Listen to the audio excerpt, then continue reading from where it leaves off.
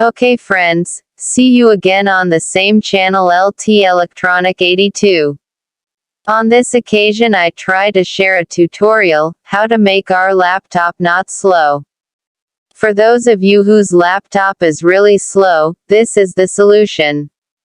Okay, before you start, don't forget to like, comment and subscribe to this channel. Okay, straight to the steps. First you swallow the Windows logo and the R key, a run window appears.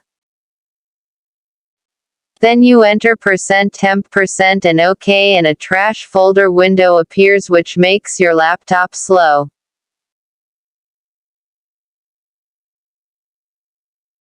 Delete all the files there. After everything is deleted, congratulations, your laptop is fresh again.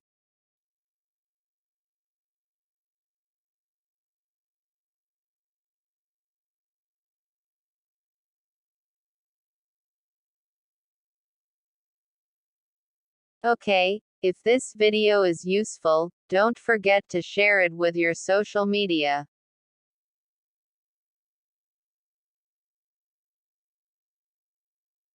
Thank you for watching.